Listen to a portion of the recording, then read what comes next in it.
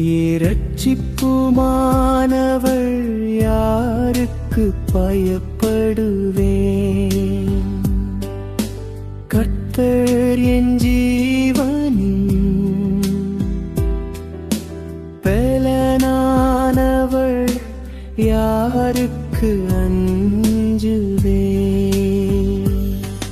என் சத்துருக்களும் என் பகைகருமாகிய பொல்லாதவர்கள் என் மாம்சத்தை பட்சிக்க என்னை நெருக்குகையில் அவர்களே இடறி விழுந்தார்கள்.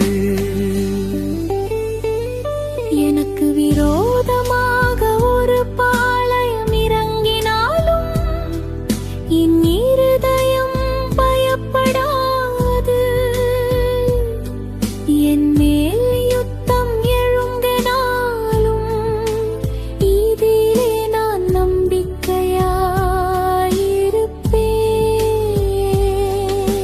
கர்த்தரிடத்தில் ஒன்றை நான் கேட்டேன், அதையே நாடுவேன். நான் கர்த்தருடைய மெய்திமை பார்க்கும் படியாகவும் அவருடைய ஆலயத்தில் ஆராய்ச்சி செய்யும்படியாகவும் நான் என் ஜீவனுள்ளோனாரெல்லாம் கர்த்தருடைய ஆலயத்தில் தங்கியிருப்பதை நாடுவேன்.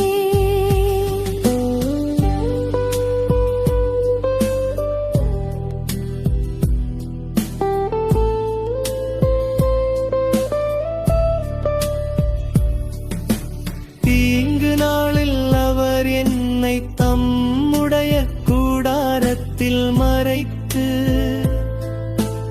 என்னை தமது கூடார மறைவிலே ஒளித்து வைத்து என்னை கன்மலையின் மேல் உயர்த்துவார். இப்பொழுது என் தலை என்னை சுற்றிலும் இருக்கிற என் சத்துக்களுக்கு மேலாக உயர்த்தப்படும் அதிநிமித்தம் அவருடைய கூடாரத்திலே நான் ஆனந்த பலிகளை இட்டு கர்த்தரை பாடுடி அவரை கீர்த்தனம் பண்ணுவேன். கர்த்தாவே நான் கூப்பிடுகிறேன், சத்தத்தை நீர் கேட்டு எனக்கு ரந்தி எனக்கு உத்தரவு அருளிச் செய்யும். என் முகத்தை தேடுங்கள் என்று சொன்னீரே, உம்முடைய முகத்தையே தேடுவேன் கர்த்தாவே. கையும் இருதயம் உம்மிடத்தில் சொல்லிற்று.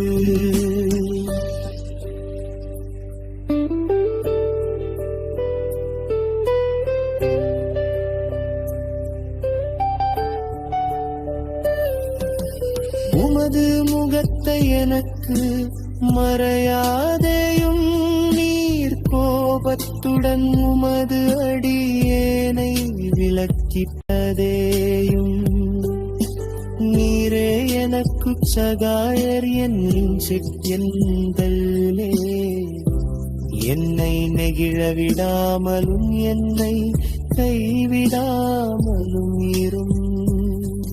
என் தகப்பனும் என் தாயும் என்னை கைவிட்டாலும் கர்த்தர் என்னை சேர்த்துக் கொள்ளுவார்.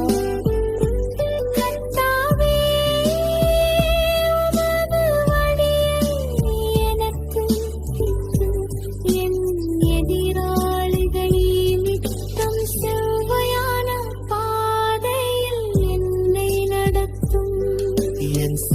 குருக்களின் இஷ்டத்துக்கு என்னை ஒப்புக்கொடாதேயும் பொய்ச்சாட்சிகளும் ஆக்கிரமித்து சீறுகிறவர்களும் எனக்கு விரோதமாய் எழும்பியிருக்கிறார்கள். நானோ ஜீவனுள்ளோர் தேசத்திலே கர்த்தருடைய நன்மையை காண்பேன் என்று விசுவாசியாதிருந்தால் கெட்டுப் போயிருப்பேன். கர்த்தருக்கு காத்திரு, அவர் உன் இருதயத்தை ஸ்திரப்படுத்துவார். திடமனாயிருந்து கர்த்தருக்கே காத்திரு.